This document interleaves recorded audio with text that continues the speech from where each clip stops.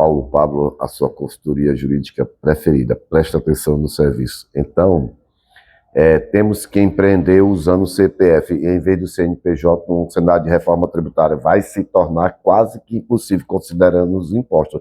Mas como é que você pode formalizar essa operação? Qual é o CNPJ adequado para essa atividade? Primeiro, vamos partir daquele pressuposto que a gente tem que entender o todo para ver que pode se encaixar aí, ó.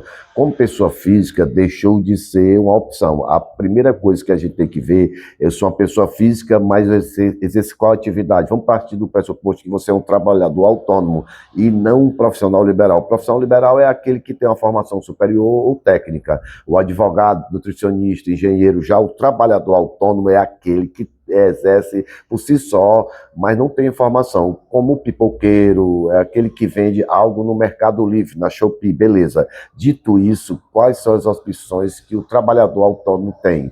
Primeiro, MEI, ele tem que avaliar se ele se enquadra nos requisitos para ser MEI. O MEI, ele tem alguns critérios de faturamento e de atividades que aquele que tem um faturamento que supera 80 mil reais durante o ano não pode ser MEI. Mais uma questão aqui, o limite é anual, só que ele é proporcional. Então, se você abrir no MEI em junho, o seu limite não vai ser de 81 mil, vai ser proporcional. Então, trabalha aí com a média de R$ 6.700 por mês. Dito isso, caso você não possa mais ser MEI, e aqui a gente está falando de faturamento de lucro, talvez for ter um faturamento superior à sua outra opção é se formalizar como uma sociedade ilimitada. E nesse caso, você vai ter uma microempresa. Sendo uma microempresa, você vai recolher seus tributos de três formas diferentes: Simples Nacional, lucro presumido ou então lucro real.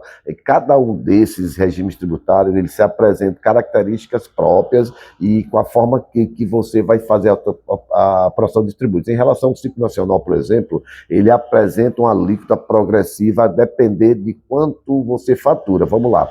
Se você tivesse uma receita bruta, por exemplo, de R$ 10 mil e tiver uma atividade de comércio que você vende lá no Mercado Livre, você vai começar pagando 4% de imposto sobre a receita bruta. Então, se você tiver uma receita de R$ 10 mil, não importa se seu lucro é de 10%, não importa, você vai pagar 4% sobre R$ 10 mil. Nesse caso, R$ 400 nesse caso.